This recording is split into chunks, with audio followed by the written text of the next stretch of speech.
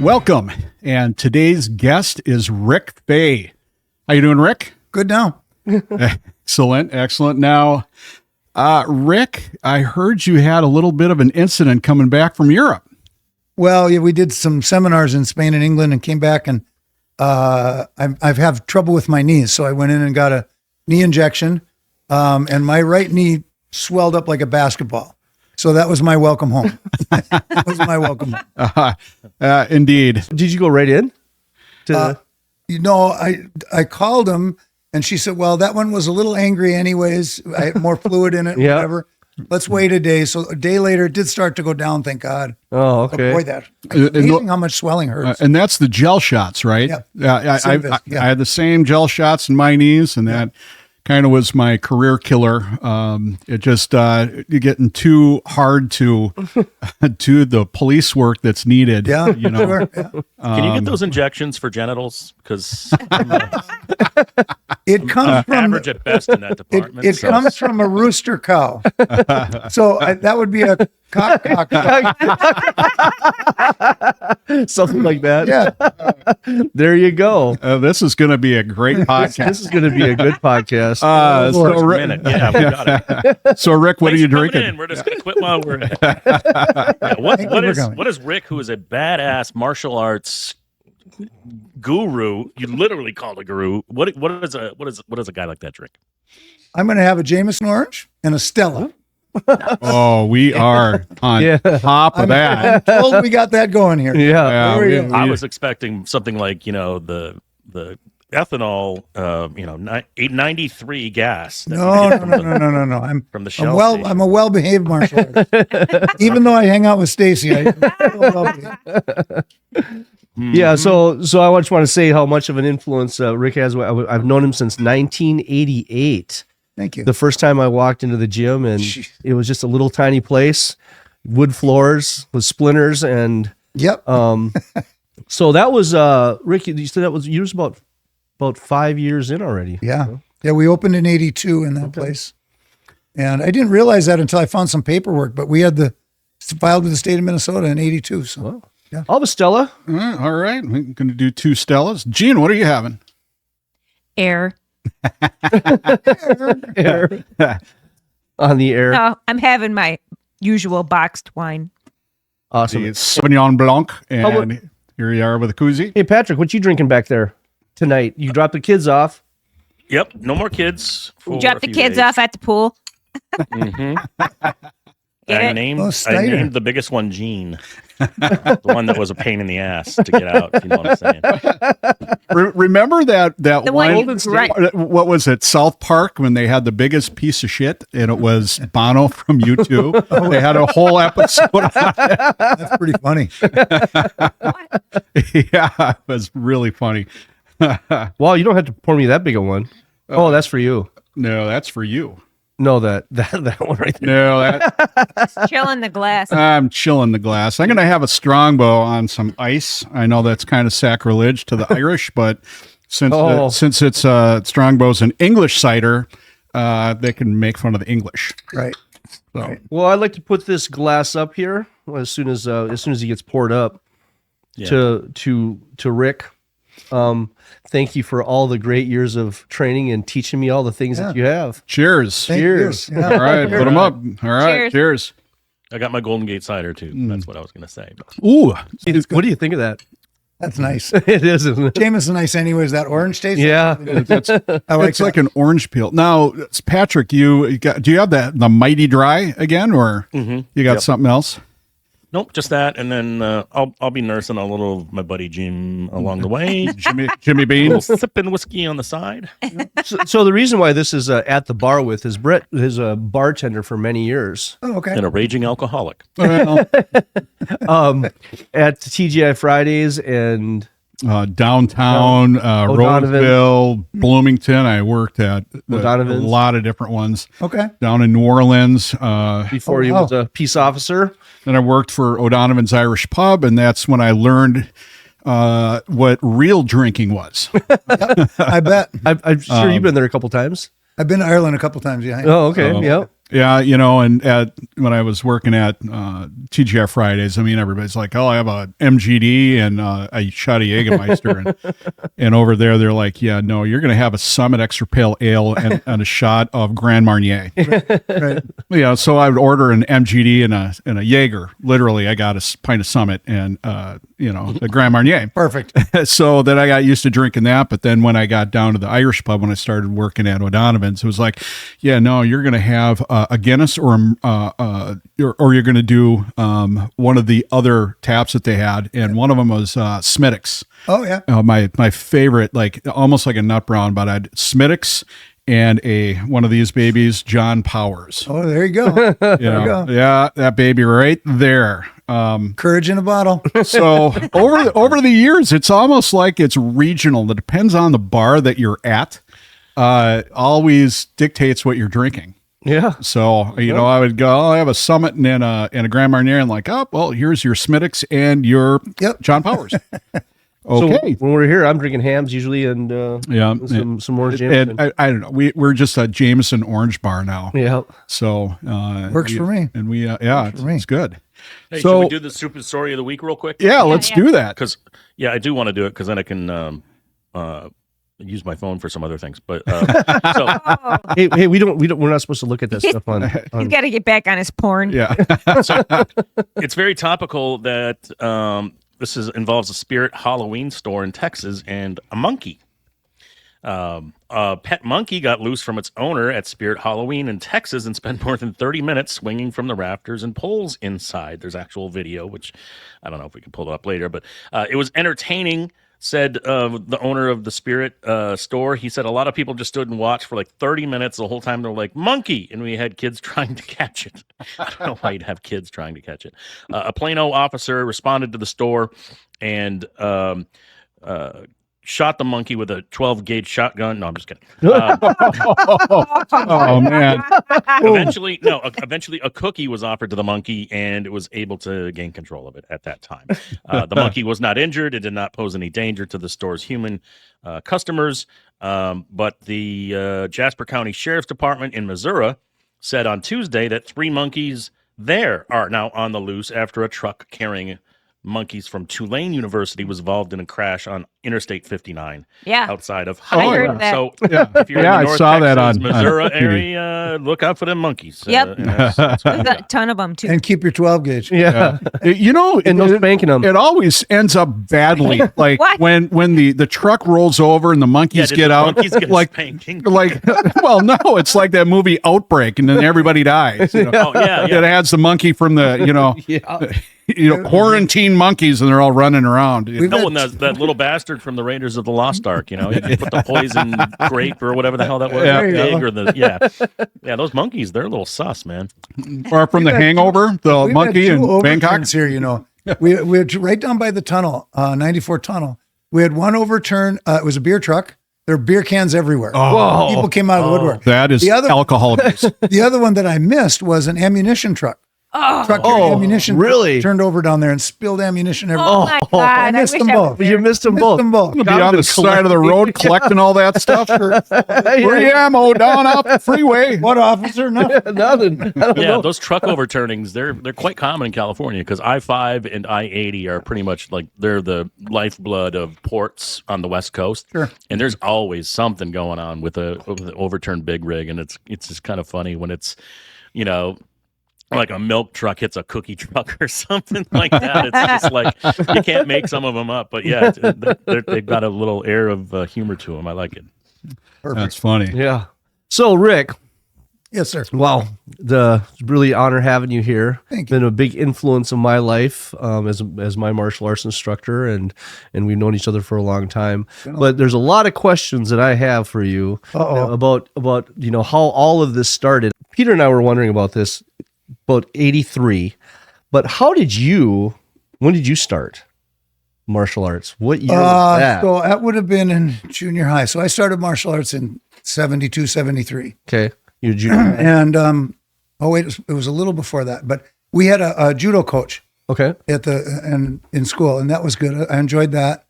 And then we started with Southern Praying Mantis with Jin Fu Mark's group. Okay. And I took that. I liked that. Now, didn't Bruce Lee train with Ginfu He Mark? did actually, yeah. Okay. Now, did he do it here? No, in New York. In New York. Okay. New York, yep. But the funny thing is, I was just talking about this today because I was teaching some John Fan. What we call the Ping Choi Gua Choi series, where you trap like that. Yep. That is supposed to have come from Southern Praying Mantis. Okay. All of the JKD people in California believe this. Okay. I didn't complete the system, but I studied praying mantis for a long time. Okay. Didn't see anything like it. So I think what Bruce did is he took ideas. Okay. He got some. Their trapping. Their handwork is circular. Yes. Their hands. Because it's a mantis. Yeah. It moves in a circle. Yep. So I think he got that kind of circular thing. Sure. And put it in there. But Okay. so we did that for a while. We had a Hepkido guy. So you're what you said, 11th grade, maybe 12th or 10th grade, Before that. So yeah, ninth. Yeah, junior 9th high. grade. Yeah. Okay, with Ginfu Mark. Yeah. Okay, and then, And then, okay, why did you? What? How did that happen? How did you? to be honest, they had kung fu uniform. Oh, And that was cool. That was cool. Every woman knows a guy looks great in a uniform. Right. The Navy whites, I don't know, look a little bit like a Stay Puft Marshmallow dude. I've just never been intimidated by a Navy dude in the whites because it's just, I know I'm probably being a Unless jerk. the Navy I'm dudes happy happen for to be those that- SEAls. I yeah, was just gonna say, it's got a big Happy for cluster those and a that trident. served. yeah, exactly. The SEAls got a- get to wear those white ones. They do. Yeah, they have a big cluster and a The ones with trident. the decorations on them, the button-up ones, but I'm talking about just the pullover whites. They they look wear like those too, scrubs yeah. almost. Yeah. With the silly hat. That's what okay. I'm Patrick gonna get my wear- ass kicked by some Navy guy. That's today. where that's what Patrick wears to bed. So you wanted the kung fu uniform? I wanted the kung fu uniform. Yeah, I had the slippers and everything. Oh, okay. Did you dress up as kung fu guys in Halloween? No, I don't think I did. I do remember one time we were coming home. So this must have been later. I was in college by then. And we were coming home from training and they wanted to go to the bar and I had my little kung fu suit on and I didn't realize till we got to the bar that I kept it on. So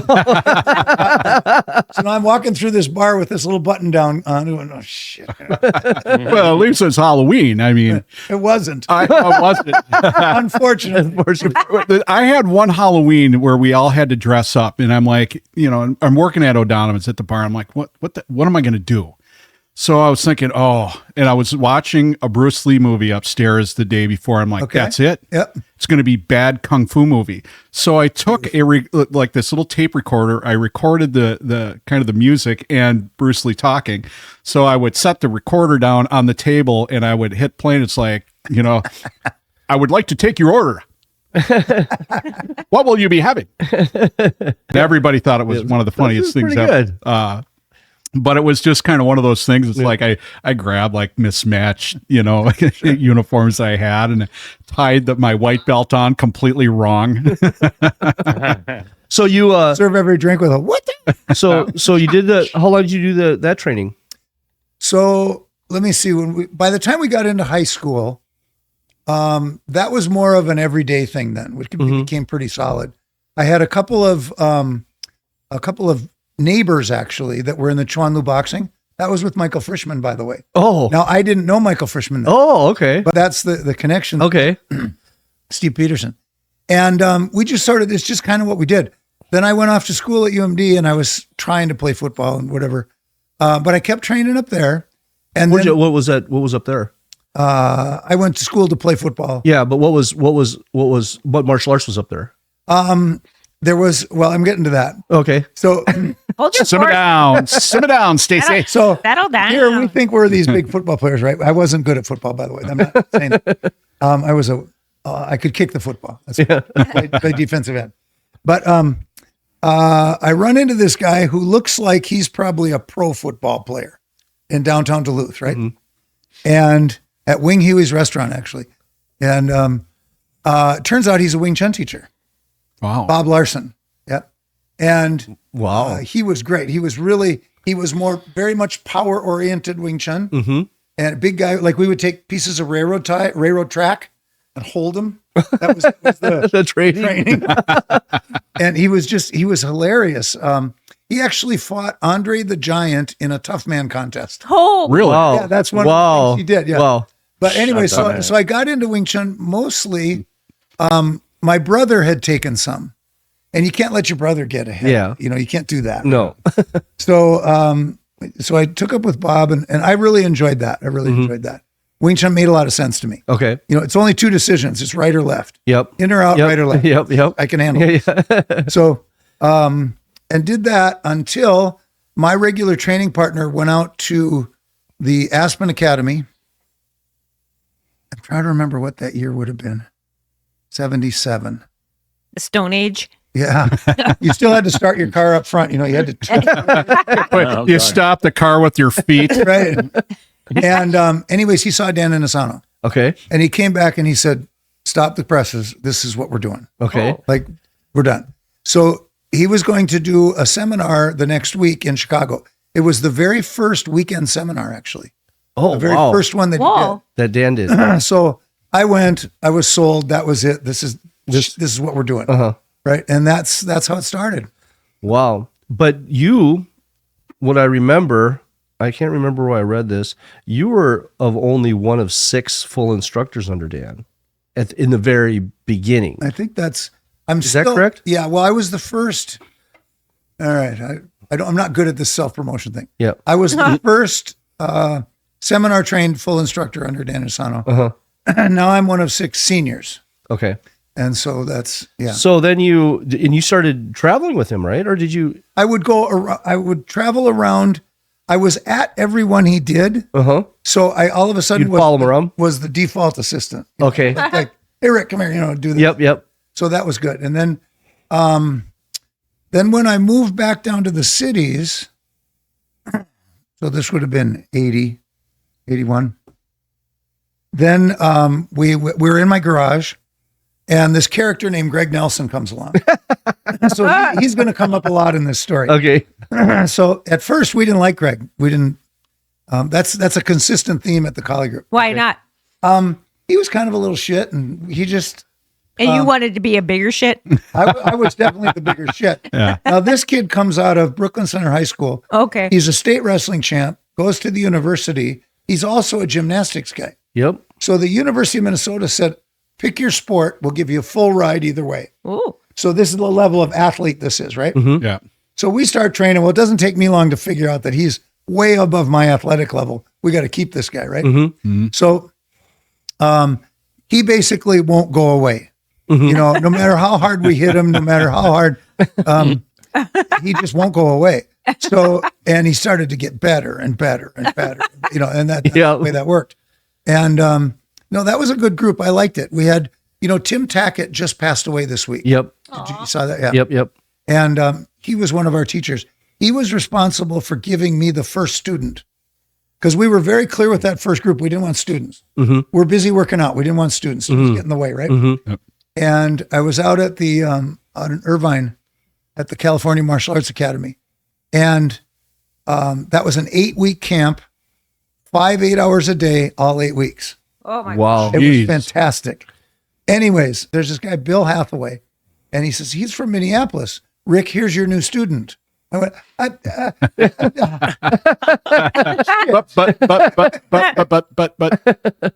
So then that started, and then we moved downtown to the one the Washington Avenue, Yep. which you're right was awful. It was a wood floor that wasn't even. You'd get splinters from it. Yep. I mean, it was just. And I'd asked you at one time, I said, when did you decide to be a martial arts instructor? And you said, I haven't. Or I can't remember what you said. You said that's something right. like I'm not going to do that. I'm not going to do that. I can tell this story about when, but that first place, well, we had a spittoon. There was a big, I remember the spittoon. and they would sort of hit it, kind of. Oh, good God. After a while, they gave up and just started spitting on the walls. You see them; they'd be training. Oh, my God. Sounds like my 9th grade English class right there. No, they used to have these vents in St. Louis Park where we'd always sit along the window, and they had these old heater vents, and they were like had slots on the top. That's where you And so, stuck your boogers. Yeah, the chewers would sit there and they would spit in the heater. Oh, my And God. I couldn't imagine when they replaced them or had to fix them or repair them with the gallons of spitter juice that would come out the bottom when they opened it. Oh my Stunk God. like Gross. ass in there. Yuck. Gross. Yeah. that was- So you traveled? Did you travel with Dan? Were you Joel? No, it wasn't nearly as involved as Joe. Oh, okay. Now, when you're talking about Dan, we're talking about Dan Inasano. Yeah. okay. So Sifu Nasano has always been my biggest mentor. That's the one that I feel the most closely allied to. Any other instructor that I have been with or certified by or whatever was always prompted by him. Right. Pretty much. He would say, go check this out. You know, he pushed us into the Thai boxing early. Yep.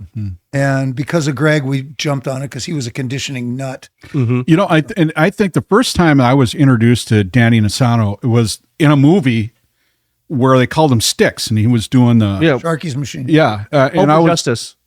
Out for Justice. Yeah, it was Steven Seagal, yeah. Oh, was that the one? Yes. Yeah, and I just remember, watching it. It was on VHS, and I rewind it. I'd watch it. I'd rewind it and watch it, and I'd be like, "Oh my God, this is cool." What's a VHS? Yeah, exactly. That's how old I am. So, I got a buddy that commentates. He does some MMA work, and I was texting him. I was telling him that you're going to be on the show, and he wasn't really familiar because he's like, "What tradition or what what?" Style. And I was just like, "Yeah, what style?" And I was just like, "I don't know." And then I was like, "He trained under Danny Asanto. Do you know him?" And he's like, "That's the dumbest question I've ever heard." Of course, I've heard of Danny, and I don't because I don't go into the MMA very deep. But I was just, and then he just made me feel stupid, and I'm like, okay, well, this guy's a prodigy of him. Then and he's like, okay, he's probably pretty good then. And I'm like, yeah, probably. I looked up his resume online, and yeah, he's done a lot. So, Rick, I'm sorry I didn't know a lot about you, but no, from what I've heard, it's like all it's kind of fascinating to see the hierarchy of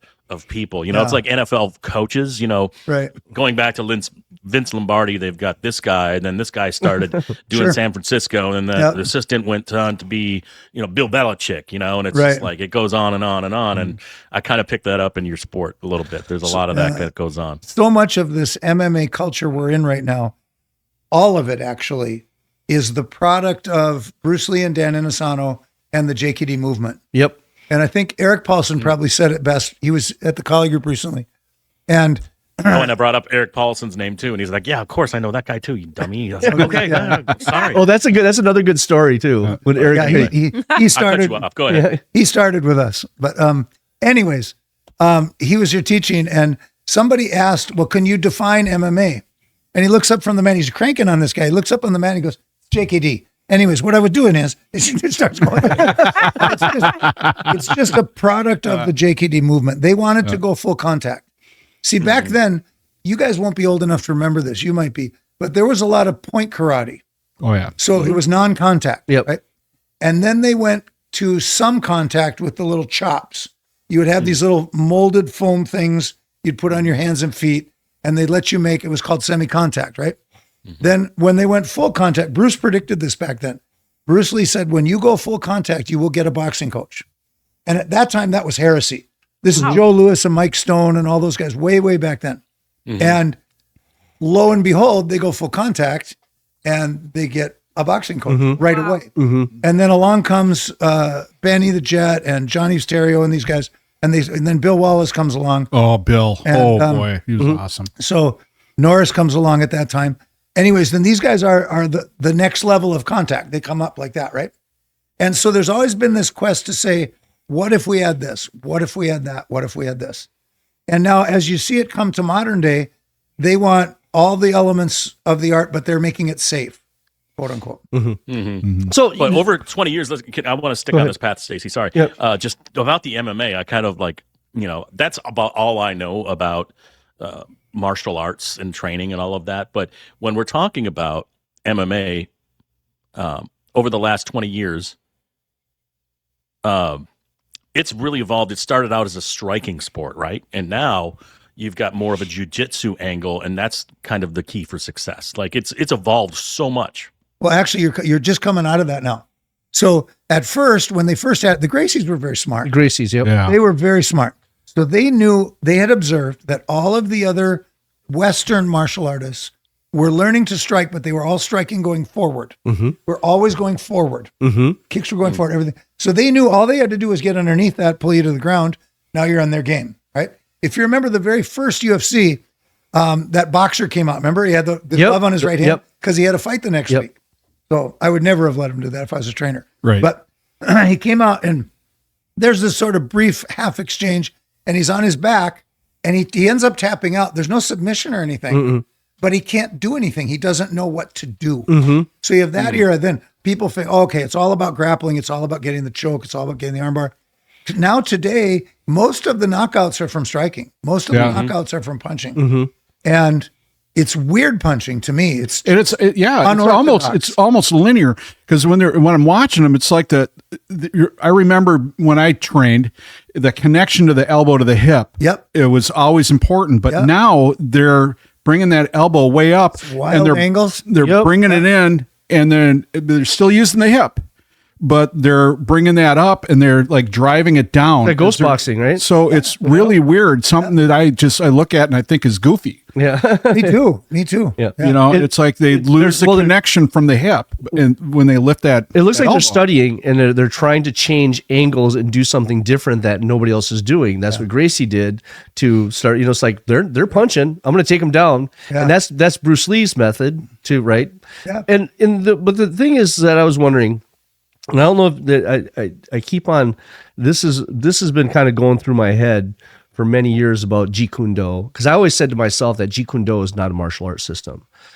It's a philosophy of blending, and it could be. And I remember a story, and I don't know if you told me the story or if Guro Dan told this story about they were in the car and they would point to different things and say that's Jeet Kune Do. Yeah. And it didn't have anything to do with martial arts, but if it was something that was harmoniously blended together or highly evolved, that was Jeet Kune Do. So that's the thought that I have. So anything can be Jeet Kune Do if it's just highly evolved, right? They say the same thing. The Chinese guys use the same thing for chi. Okay. So to use your chi or ki in Japan, you could do very fine calligraphy, and they would call that using chi. It's just really well expressed.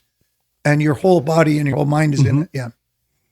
But without getting into all of, I mean, it's amazing how many different, what do you call them? Philosophies, or what are the different styles called? Just different styles. Yeah. Like, well, but you got different things though, Patrick. I mean, you have martial sport. Because I'm stupid and I'm like the layman watching this podcast. No. What are you guys even talking about? So how many different sections or types or styles are we talking about? Like, well, it's unlimited. It's unlimited. Well, there's thousands, Patrick. Well, for you, different fighting Patrick, doggy styles. style. I've always equated this whenever I teach. I always equate martial arts is the same as music. Right, so just it's the same blends. So it's like you got metal, but then you got Yep, you have it, and then you got rap metal, you got rap core. You have a symphony. I mean, you could look at Tai Chi as a symphony. And I think that's the closest analogy that I can get to is that it's just like music, because you pick up an instrument and you match. But to me, it's either karate or wrestling. I mean, and that would be guitar. Boxing, karate, or wrestling is kind of like how I consume it. You know, it's like I don't know any better. And most people consume it that way. Yeah. They look at it. Karate means all it means is open hand. Yeah, that's all it means. Patrick was thinking about women naked wrestling with body oil on. That's what. Can we switch? No, That's not mixed martial arts. That's mixed something else. I live it. I don't think I live it. Oh no, but what do you think I do after every podcast? There's a line of ladies out my door waiting for this to end so we can do our. I want to see our a picture. P. Diddy party. They're filling the pool with oil, right? Well, you've always equated it to food, right? Yeah. Chocolate. Yep, that's food. Yep. But every society had some sort of martial art. Yeah. And that's human nature. You have to fight. Unfortunately, Yep. Fighting. That's part of our nature. So there's 3 or 4 things we do well. Fighting is one of them. People ask me, when did martial arts start? And I say with Cro-Magnon Man. Right. Oh yeah. Well, What about from a historical perspective? Did they and when did they? I'm sure they do, but when did they start training troops with some of these tactics? Do you know? Yeah. If you go back to Genghis Khan, so Genghis Khan. So this is not where it started. I'm just going to give you an example. His 4 bodyguards are the foundation of Silat. If you know what the Silat is, it's what Stacy's really good at. So the different Silat arts, it's a Malaysian-Indonesian set of systems, right? Okay. Sometimes in the Philippines, if you go, It's a long story. Yeah, it's a deep. That whole area at one time was called the Majapahit Empire.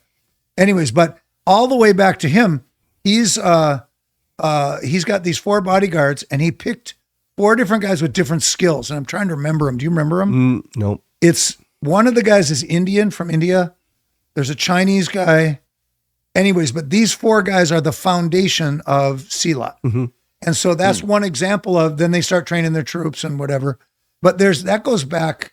What about like in the American military? Was it like because of the Japanese in World War II? Was that part of basic? Like, here's what they might be doing to you in hand to hand? Well, there's an interesting connection here.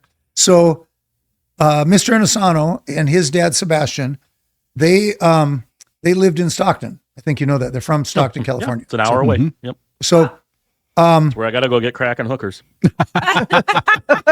Hookers and Blow. That's a band It's a nice up area, in Minneapolis. So, Just saying. He doesn't even need a map anymore. He just Geographically, he could it's drive. great. He could drive there blind. Economically, it'd probably use a little work. he does DoorDash for it now. No, he could. He could drive there blindfolded. so you asked about the U.S. military. Yep. The U.S. military in World War II had what they call the Bolo Battalion. The Bolo Battalion was a group of Filipinos who basically by that point in the war, you have to understand the Philippine mentality. The Japanese had done such horrible things, absolutely awful things going through the Philippines, as bad as the rape of Nanking, if you've read about that. And so the other thing you need to know about Filipinos is when they've had it, they've had it. Mm-hmm. And they have a reputation all through the war of not taking prisoners. Mm-hmm. And people will call them barbarians for it. They say they were barbarians. Well, if you look at what had happened before that, I'm not sure I would have taken prisoners. Right, absolutely. So the Bolo Battalion starts training at whatever that fort is right outside of Stockton. And they're Filipino trained. So the escrimadores come out and train these guys. Their primary weapon is a bolo. It's a blade about that long. And a lot of the action in the jungles of the Philippines happened on the end of the blade. And this is where they call it the death of the samurai. So this is where the samurai, these were not true samurai. These were military officers who had a sword. That was passed down from their family. Yeah. Yep. So this is nowhere near a legit samurai, right? This is somebody who was military trained. But they were cutting these guys up like crazy. Oh my gosh! And you had Very personal. And you had said Sounds very that. personal. Well, yeah, There's you're probably no up personal close. way to kill Yeah. somebody with a blade, Yeah. right? And you had said that the largest cache of samurai swords is in the Philippines, Outside of Japan. outside of Japan. Yep, and the United States too. Well, and that's just like like South Korea back in the 50s when their military, they had to design a kind of martial arts based program, and they went with Taekwondo. And that was kind of the offshoot of Subakdo, or And Kuksuwan, yeah, exactly. So they kind of went with that, and then that became a martial sport later, where it's the philosophy. There's less philosophy and more movement, where you're learning how to fight and doing that, but you're not learning the philosophy behind it. And Tung Sudo, Subakdo, those were bigger ones, back in the. But the traditional Korean art, I tell people all the time, they go and they'll watch a taekwondo tournament. Yep. And, mom and dad, the two little kids, they're all getting trophies. It's fantastic. Yep. Wonderful. Yep. But the traditional Korean martial arts are a heck of a deal. It's more warfare. That's the real thing. And what I understand is like the high wheel kicks were to dismount people off horses. Horses, yeah. Yep. Yeah. So it's not the same. We got it over here because the soldier members were stationed over in Korea and Japan. Right. Brought it back over here to monetize it. Was that correct? And then as I understand it, yeah. What I do know is I've had a chance to see some real traditional Korean martial arts, and it's legit. That's the real thing. Oh yeah. Yeah, that's I was very impressed. If your family loses, then they go to your house and they break grandma's leg and steal your car. They go to grandma's house, she breaks their leg. Yeah. Right. Don't go to grandma's house. The biggest argument that Grandma's walker becomes, a deadly weapon. So. The biggest argument that I always hear is it's just the most annoying thing is like what system is better than other systems, and it's the practitioner usually, and in who that is, and in people. There's a lot of similarities in a lot of different systems because the human body only moves so many different ways, right? And you figure things out in warfare, and warfare is what tests it. Now, the Filipinos went through a lot of different warfare in throughout history with a lot of different people, and that's why it's so effective. Well, and that goes without saying. I mean, like for me, before I was a police officer, I was doing Chung Kwan Then I went into Subak Do. John C. Yep. Kim. All right. Yep, John C. Kim. Yep. There's some stories about John C. Kim in the underworld, but My thumb still clicks because of that guy. so I did that. But then when he went defunct, when I guess Moved to the Illinois and went- U.S. Marshals came in and shut down everything. Then I went to Subak Do a little bit later. But they were similar in style, but then I was doing some jujitsu stuff to figure out if I like that.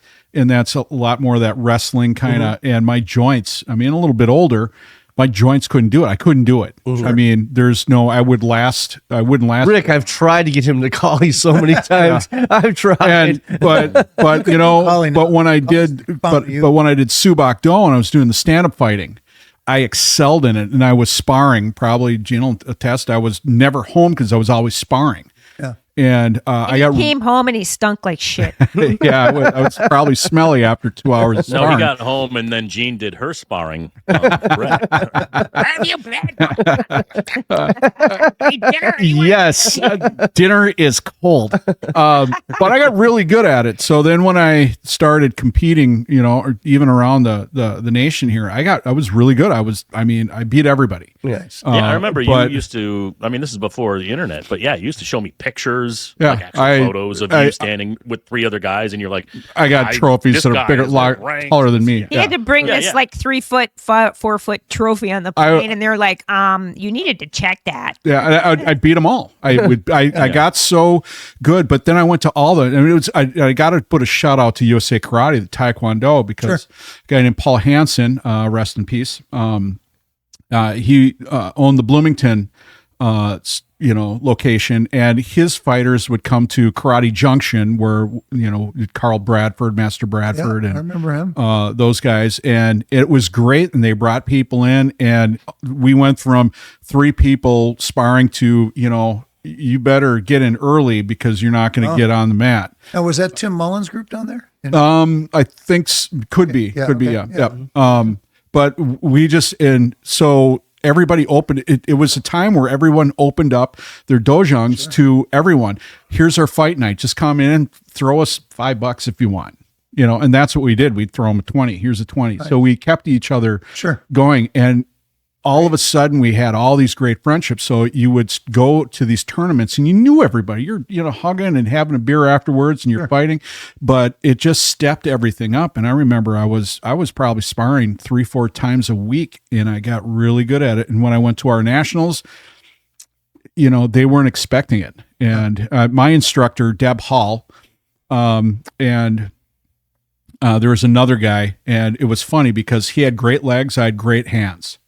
My legs weren't great because my knees weren't awesome, but his legs were great. She's like, God, if we could just if we could mold you two together, we'd have the ultimate fighter. But I was great with my hands, and for Taekwondo and all those guys, they just couldn't handle the hands, and I would just beat the snot out of them.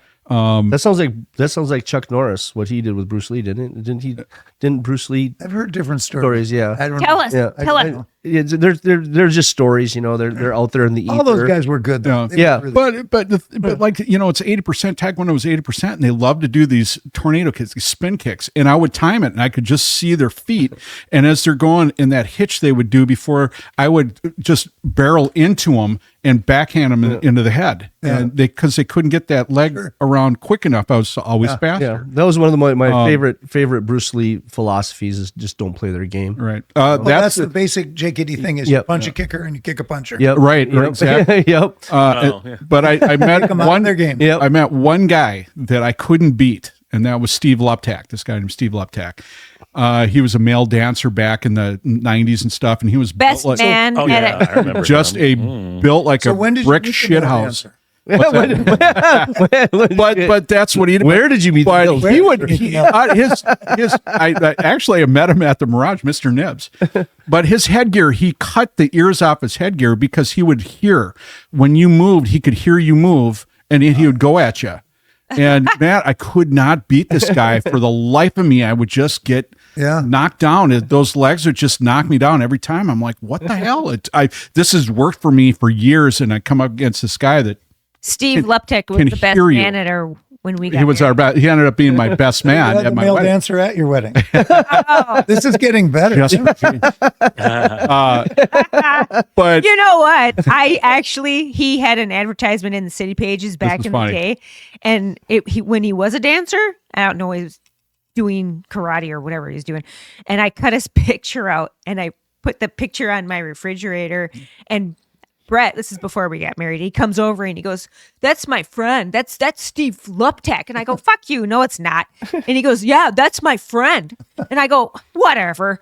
So then I come home from work one day and I open the door and Brett's sitting there and there's Steve Luptek. And I'm like, "Oh my God." In a drink, And then G-string and gave you a lap I'm dance. like, "What?" And I had to throw the picture in the garbage after that. I was like so pissed off Why did you cut it out? Why did you cut it? and put it because on the he was fridge? freaking good looking, man. Okay. all right. yeah, you looked I like had a hair David Lee Roth. requirement and he had long blonde hair. You looked like David Lee Roth. Yeah, and he was. but but the thing is, it's Anyway. like I got so Man, used to Fabio's not doing. safe with Gene around, I'll tell you. Nope. I got so used to fighting in a certain way that when I came up against someone that could do both, it became problematic for me. And then I had to learn. I'm like, oh God, now I got to learn. Mm-hmm. But if you remember how good Carl Bradford was at fighting, when Steve Luptak would come in on fight night, and he was a USA karate guy, he'd walk in the door and Bradford's like, "Luptak," front and center. And Luptak was and people wouldn't even fight. We'd sit there and watch the show. Cool. Because it was one of the coolest things. These guys were like, built like brick shit houses, and the shit that they were doing, I just was like, the physics doesn't even, work, in this ring with these guys. So you and Greg Greg was already there for a while. When did Eric Paulson come in? Well, the first time he came in, we kicked him out right away Okay. because we were sparring, and That's right. I remember this story. Eric comes wandering in, and I think Greg's bleeding and whatever. We're just busy. Wasn't he a skinny little kid too? He wasn't big. Yeah, he wasn't big, Okay. but strong as hell. Damn gymnasts, wrestlers. Yeah. Wrestlers. My whole life has been plagued with wrestlers. But Eric came in and, I want to sign up. And Greg just looked at him. He didn't say anything. He goes like, mm-mm. And he shoved him out the door and shut the door. And then he came at me again. We're going. And he kicked him out.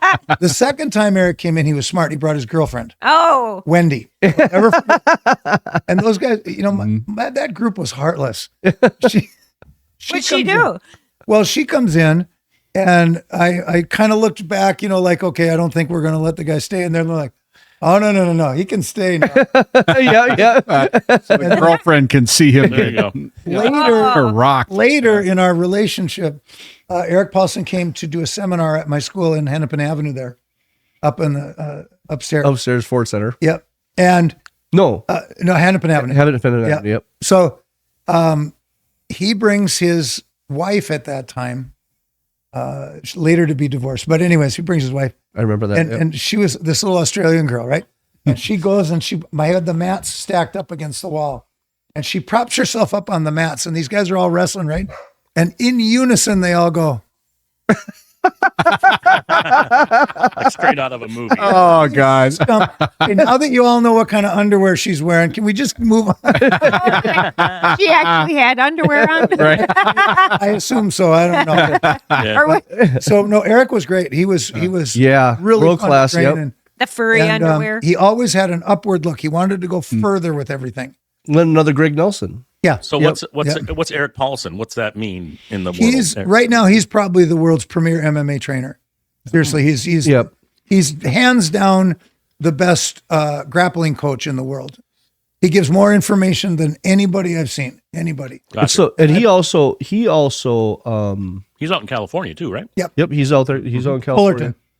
Fullerton. He was also the only American or white person that took a belt from From the the Japanese. Japanese. Wow. Shuto. So he He went to Japan and they have a doll of him? they did. The Japanese had a doll of him. A voodoo doll? They stick We'll pins get in you. it. Get him out of here. He's too good. Yeah.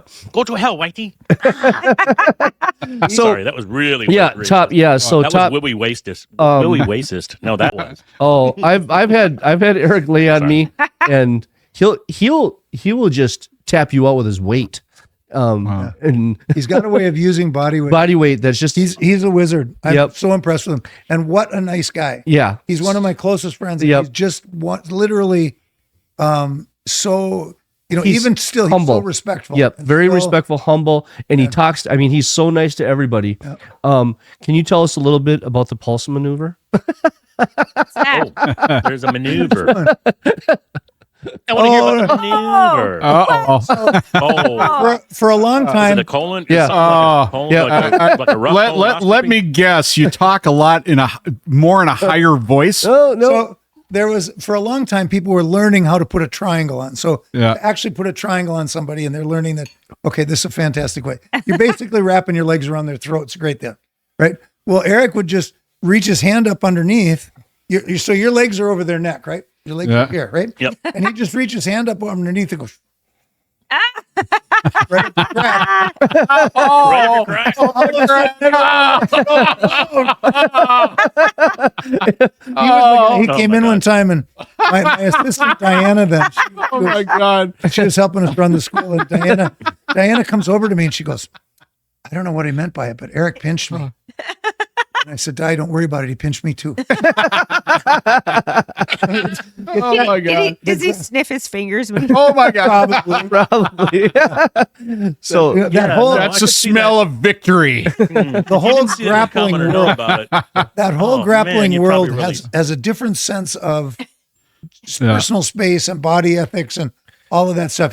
You can tell a martial art a lot by what kind of martial artist he is based on where he stands when he talks to you. Mm-hmm. So the weaponry guys want to be fairly far away.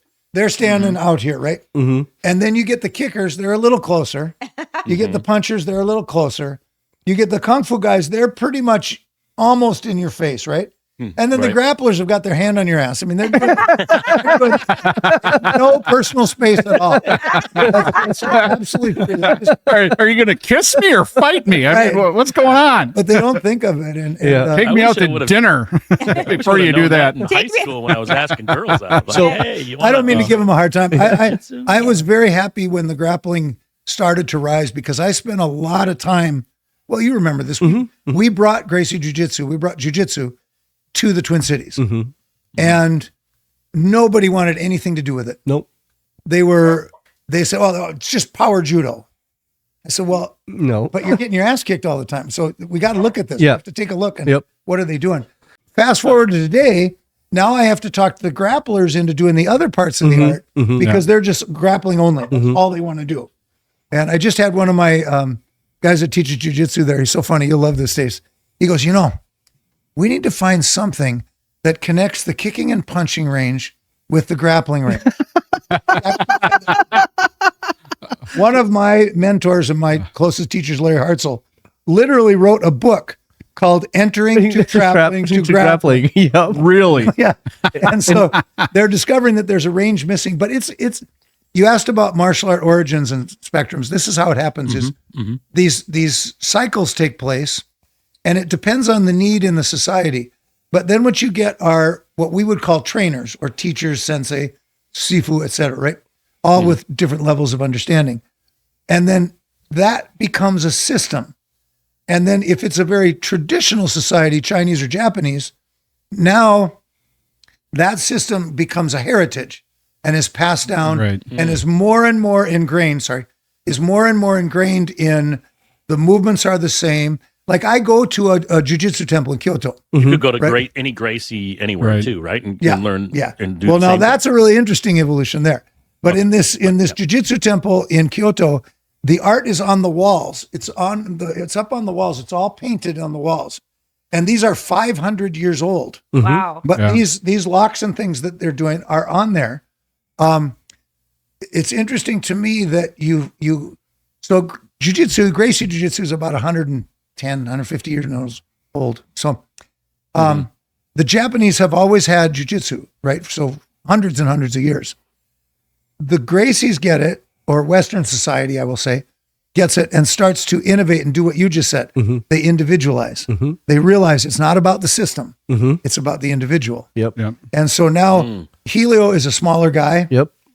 His brother's a little bigger, but they start devising a grappling system that works for them. not based on the traditional movements. Mm-hmm. Well, based on them, but they evolve it for themselves. Yep. Right. That's what Bruce Lee did. Yep. It's exactly what So Bruce if Lee you're did. 5'5", 180, there's something for me who I'm 6'2", and let's just say 240. We'll give you that. Like, I'm actually 280, but whatever. But I was going with saying, like, you, Right. but so are people paired up via size and weight? Is that kind of a They thing are too? now. Yeah, But the original intent behind we learned under the Machados. And John Machado. They're cousins. Yep. Yeah, they're the cousins, right? Yep. Of the Gracies. And they're not so commercial. They're not Yep. quite as commercial. And John Machado was a dear friend of mine. I love him. But it was designed so that smaller people could handle larger people on the floor, on the ground. Right, right. And then it focused on finishing.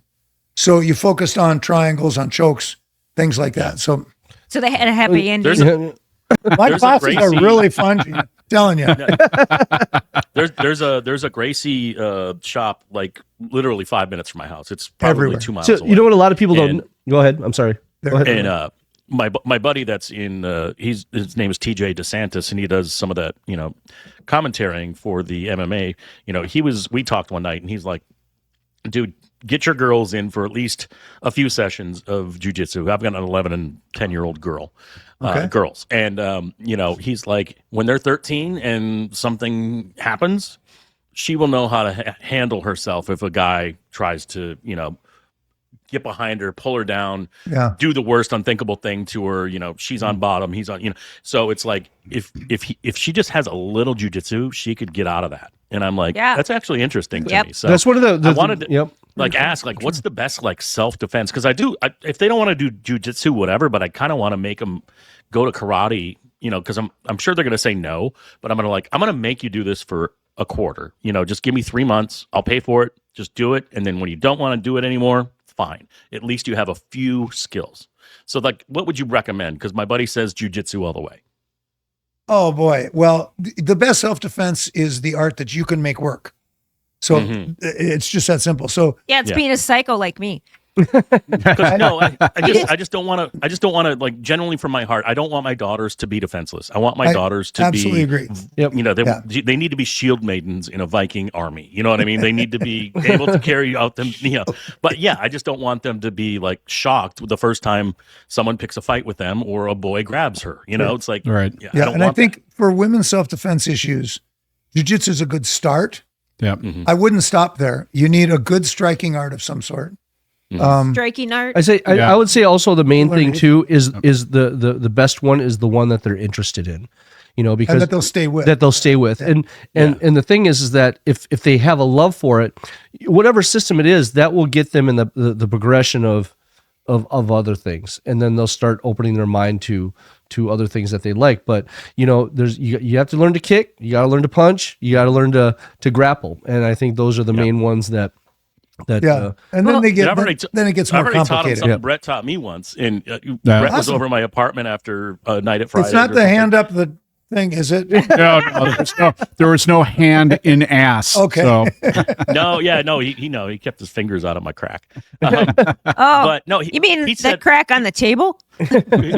no. So he said, and I don't know if this is going to work with the video and all that, but he said, if someone's going to punch you, what do? And I go, a right cross is coming. I'm putting my left hand up like this, and he's like, no, because now you're vulnerable and they can just hit you like this. He says, instead, they come with the right hook. You go push it aside and lean back a little bit. Yep. And all of a sudden, they're like this exposed for my fist just to go bam. So it's more of like a boom, bam. And he taught me that.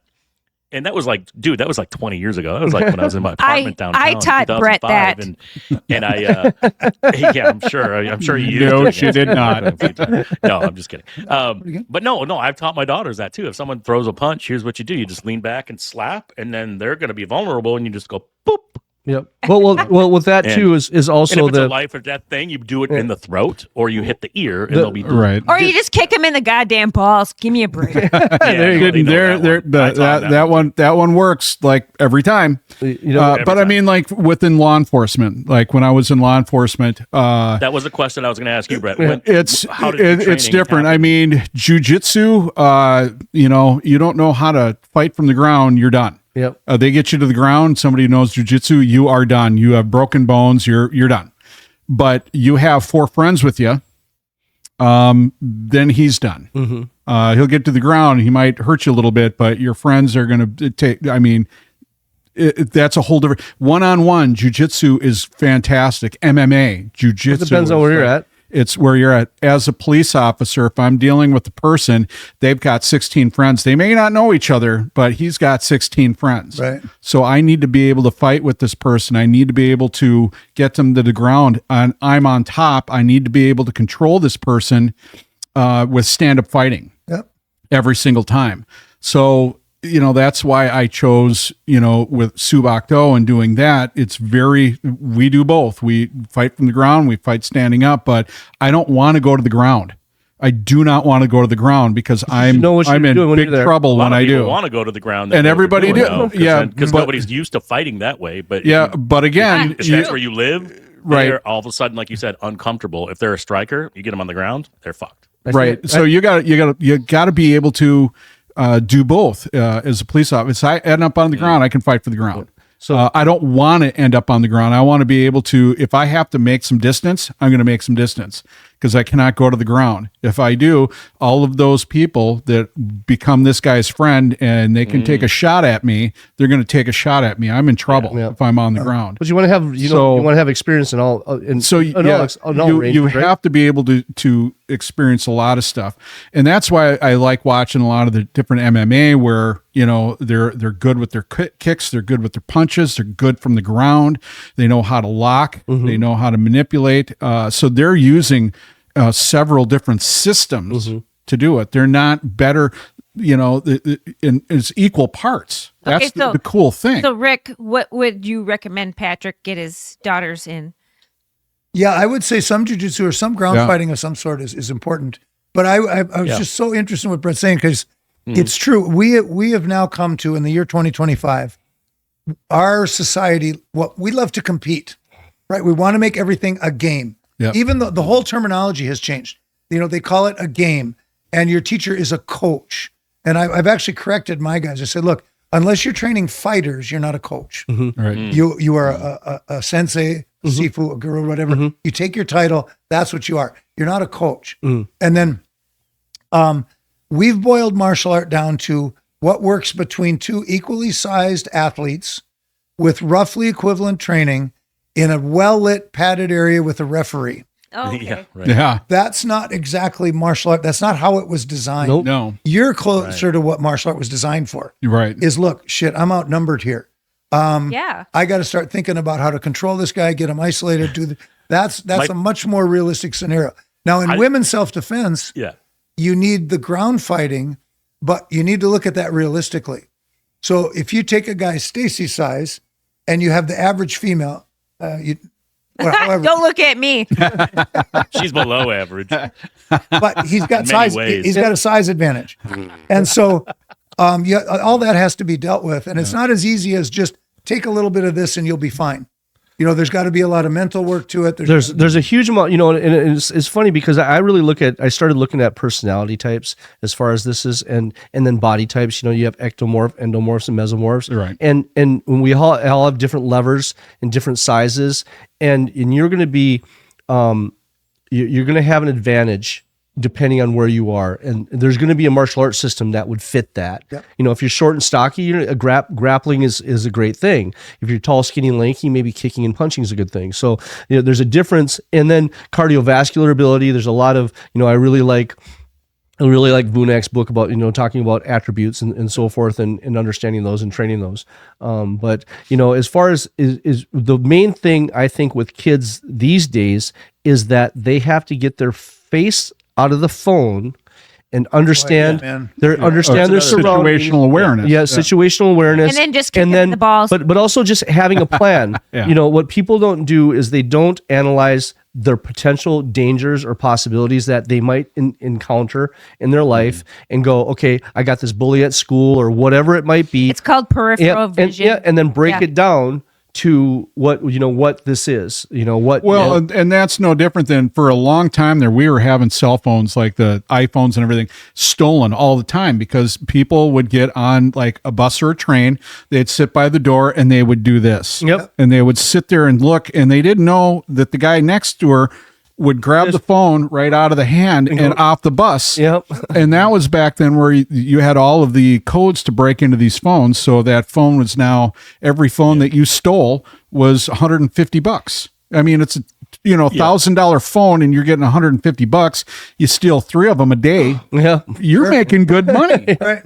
So, But that's what they did because people weren't paying attention. And I remember coming across the desk, I would have dozens of these thefts every day, dozens. And it's like, there's nothing we're going to be able to do. I mean, there really isn't, because you're glued to the phone and the person's got the hoodie on and they're not showing their face. And all we have is a black hoodie and black pants. That's it. And So I on don't camera. know the name of the movie, but I see the clip online all the time where it's Tom Cruise. He's in a bar. He insults some lady. They go outside, and there's like 4 guys gonna whoop his ass, and he's like, Jack Reacher. "Dude, I don't want to. the Reacher fight movie. too. Yep. I don't. Very first one. Yeah. What's it called? Jack Reacher. Yeah. Yep. Oh yeah. So he's like, "Yeah, I don't want to fight 2 of you," and they're like, "There's 4 of us." And he's like, "No. Here's what's gonna happen. Yep. One of them's gonna hit me. I'm gonna demolish him. Then the other guy that's got his back, I'm gonna demolish him, and then the other 2 usually run. So I'm gonna figure out who's who. Let's go." It was just he sure enough just annihilates the guys, and the other 2 just run. They do. But I mean, like, my daughters don't need to be that, but god damn, that's a great thing, and I'm sure that happens in real life. Brett did that at the mall when he was going to work. Oh yeah, my martial arts probably saved me from brain damage. Oh wow, okay. He got, So I was when you got arrested for defending yourself. right. I was working at TGI Fridays in downtown Minneapolis. I took probably 20 stitches to the inside of my lip because my lip was garbage. I had a tooth that came through my lip. No, but I was talking. There's a street poet. I was on my way to my car. I had my TGI Fridays backpack on. I just got done with work, and there's a street poet, and this guy is great. He was awesome, and I'm talking to him, and some frat boy was on the street, people walking by, and he's shoving people, trying to get a fight because he's got his friends that were going to, and he comes and looks at me and he hears the conversation talking. I'm, situational awareness. And I know he's got a couple of friends and but he had 4. I thought he had 2. And he's like, "Shake my hand." And I'm like, "Yeah, you know what? I'm not shaking your hand. Sorry. Just not interested." He goes, "Why? You too good for me?" And I'm like, "No, I'm watching you shove people around. I know what your deal is. I'm not shaking your hand. I don't do that down here." And then his friend said something. I turned my head, and all of a sudden, fist came and hit me in the face. Yeah. Sucker punch me, and his friend dropped me to the ground, and then he kicked me in the face hard. And that's when my tooth went through my lip. Yeah. And he kicked me again. And I go, a third kick, and I'm not going to be able to fight. So I kind of pushed the guy up, I grabbed his arm and thrust him forward, and he went right into the parking meter. Oh, nice. And I heard a crack. I mean, we heard the crack. And Did you collect the change? And he starts screaming. And then I grabbed his friend, came up. He grabbed his friend, and I just took my elbow and put him on his face into the building. And it's a brick building, and I cheese grated his face on down. And I'm lucky. This is all luck. Yeah. This isn't any. And then he comes home and he looks like Freddy Krueger. Right. And it's dark and he goes, and he's talking like this because his face is all swollen. He goes, "Dan, you didn't return my call." And I'm like, "Who the fuck is that?" Well, I'm almost ready to call 911. But I mean, he was working at Fridays. I went in there to have a drink, and he was like, I swear to God, like the tooth coming through his mouth. And the doctor's like, "I don't know. This is hamburger. I don't know if it's going to heal right," but it did. But 2 guys go down, and I look at the guy, and I touch my face. I see the blood, and I looked at him. I go, "You're dead." I'm done already. I'm not, I mean, he could have just went like this and I went down, but I looked at him and I went, and he just, eyes got big. He turns around, starts running. And I'm like, oh God, thank And then God. you got- I'm like, thank God, And because then I can't. You are the one that got maced. And then police run up and they mace me in the face, and I've got my hands on the victim. And then all of a sudden they put me in handcuffs. Did you call one of the officers Rain Man? Yeah, I did. Probably not the smartest. This is before I was a police officer. And I'm bleeding on this stuff, and I'm like, you guys just pepper sprayed the victim. I mean, what are you doing? Yeah. And the guy comes walking over and goes, yeah, we talked to everybody over here. He was just defending himself. And I'm like, hello, McFly. And then this one guy goes, if you don't shut up, I'm going to take you in the alley. I'll beat you myself. And this is back during the time where they got in trouble. The cops got in trouble for taking a Native American and putting him in the trunk because he smelled so bad. Boomer, I remember that. Yeah, I trained him. Yeah, and I know Boomer really. Boomer. Yeah, I was going to use his name, but so I look at him and I said, "What are you going to throw me in the trunk of the car?" And he had to break them up, and then the sergeant comes up and goes, "What happened?" I'm like, these guys are kicking my ass. And, I'm defending myself. And he's like, well, we told you to stop fighting. I'm going to stop so I can get my ass beat more. What's wrong with you, Rain Man? and he looked and he thought about it. And I mean, it looked like a lot. Like his best friend wounded him. And he's like, it's like, yeah, you let all the people, the experienced guys or sergeants, because they can pause and go, okay, I get it. And you let the guys that caused the problem run away, and then you pepper spray the guy that did nothing but stand there. Right, you deserved it, it. But yeah, but really quick, I want to really I'd love to stay on martial arts. That was my era. I trained all those guys. Yeah. I knew You Boomer, did? and I really liked Boomer. And the last time I saw him, Oh my God. he was doing a horse patrol, and he came riding up behind my gym. The weight room used to be in the back of the gym. So I'm in there lifting weights. Which one? The one I'm in now. Oh, this one. Oh, okay. Yeah. Oh, okay. Oh, So he comes riding down the alley. They're looking for somebody, right? Yeah. He comes up, and him on top of a horse. Oh my Sitting there God. going, oh my God, what are you doing up there? He goes, "Hi, Rick, how you doing?" You on a horse? And at the time, he was built like a brick shithouse. He was the guy who picked up the Volkswagen. Yeah. Well, I think it was the first day or first few days on the job. Yeah. They pulled over this Volkswagen. They were going to give him a ticket. Well, the kid decides to stick it in gear. So he's this huge power lifter. His legs this big, right? He's huge. Absolutely monstrous. So he looks at the guy and he hears the gears kick in, grabs the rear bumper and just picks it up. Oh my God. So he's just holding the car up.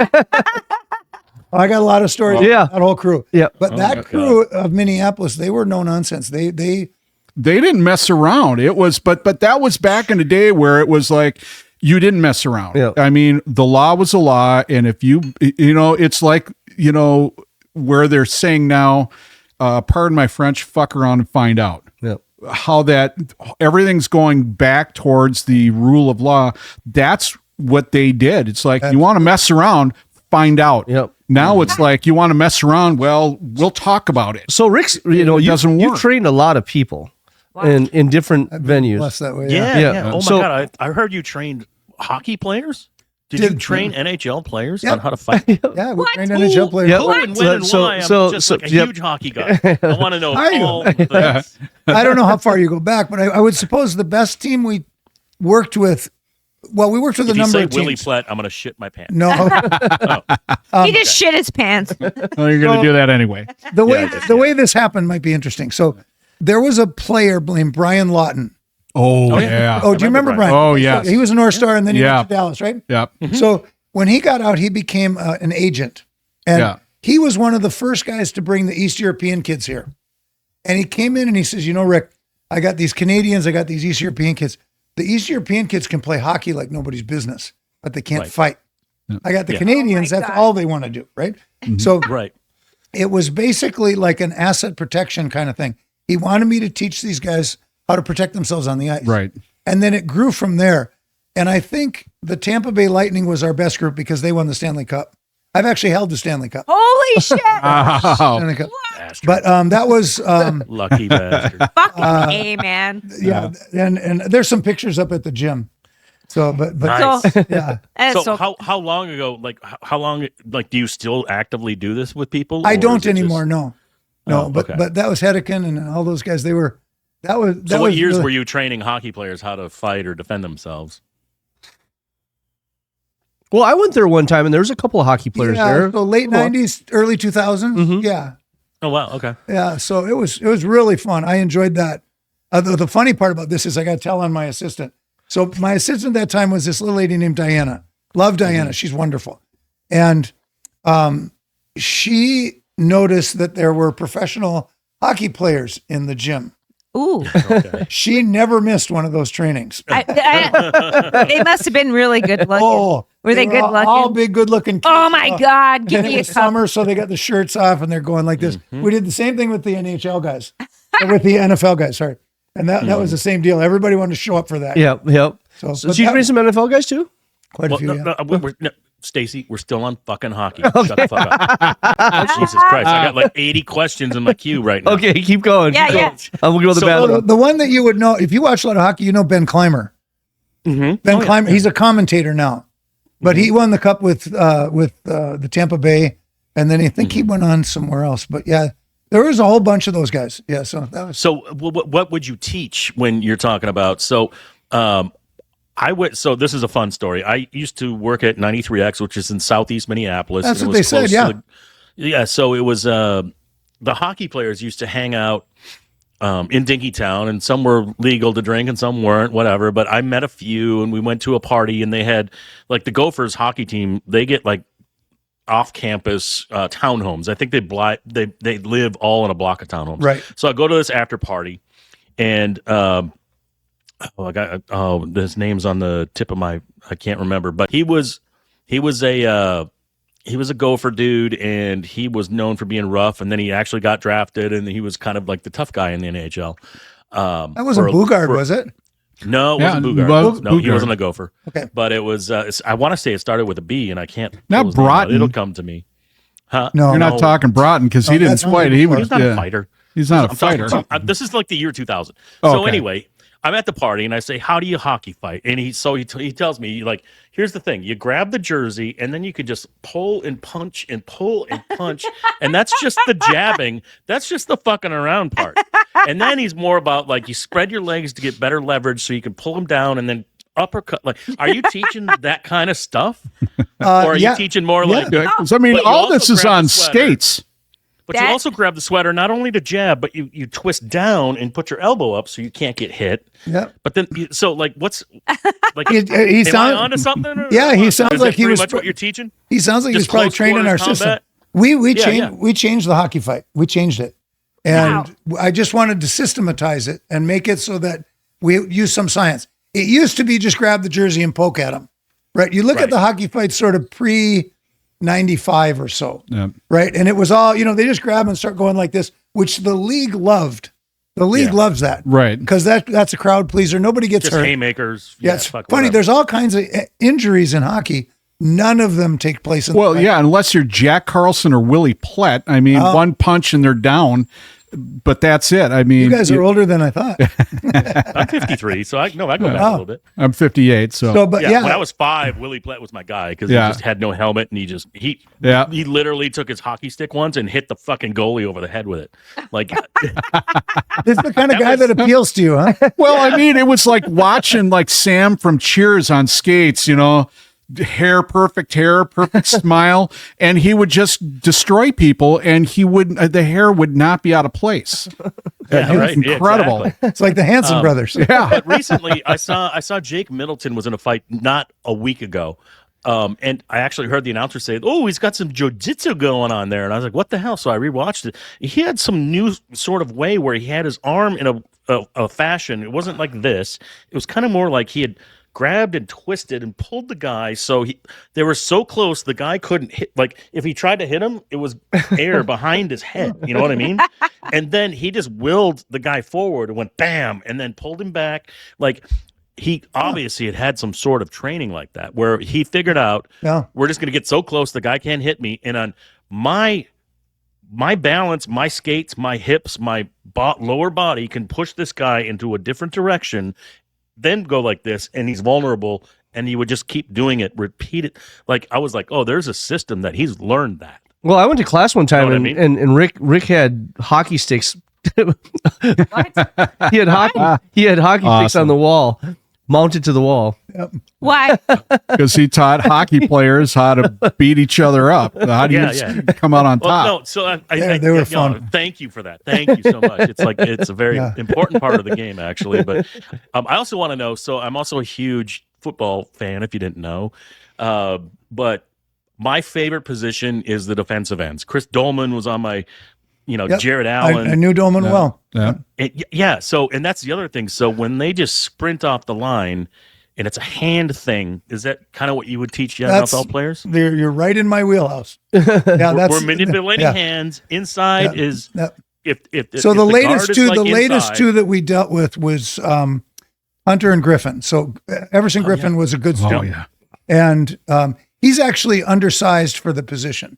He really is like too John small. Randall was. Yep. John Randall, but he fucked people up. Randall was different, but Jared Allen was big, but he still needed to move people. Yeah. So those guys. That's exactly right. The pass rush is so you have about 2.5 seconds to get to the quarterback, and there's a 300-pound guy with the hands in the way.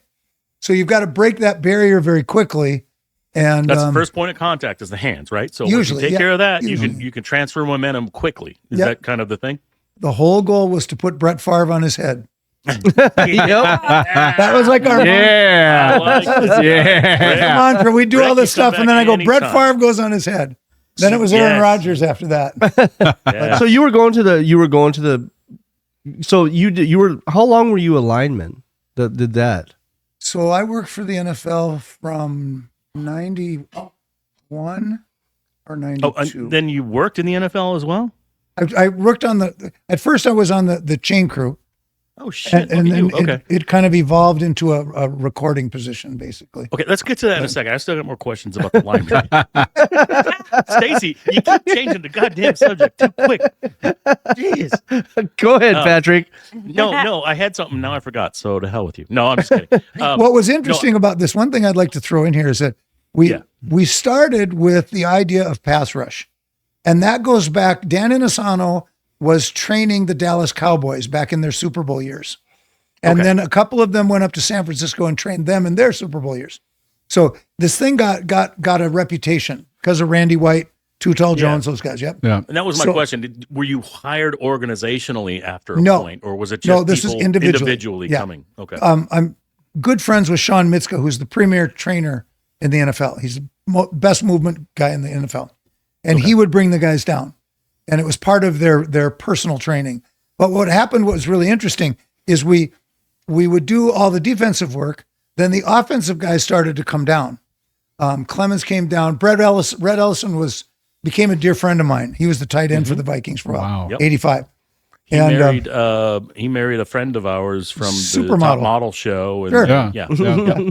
He has the best quote ever. You're going to love this, Gene. Oh, I love it. He comes in one day and he goes, Raina got an axe scene in the movie. Oh, like, who can say that about his wife? So long story short, Raina worked briefly for my ex-wife at the CW in Twin Cities as like an on-air kind of person real quick. But she was also on America's Next Top Model, which was on CW. So we actually went to her, the finale when they determined she was like in the top 2, I think, actually, and when she lost. But we had this huge party in Uptown, and I met her, and I think we're friends on Facebook and stuff. But yeah, whatever. But wonderful. It's great. Wonderful people. Brett. There aren't people that I think more of than that. Red is, he's so he got traded to New York. Mm-hmm. And I think I've told you my dad started with the Vikings in 61. And no, you didn't say that. Anyways, I didn't hear it. So we have a long family history with the Vikings, right? Okay. And if you've been around the Vikings a while, you know that the Vikings and the Giants have a long history. You know, there was one year where we were supposed to go to we were supposed to go to the Super Bowl, and we end up in New York, and they beat us 41-0 in the playoff game.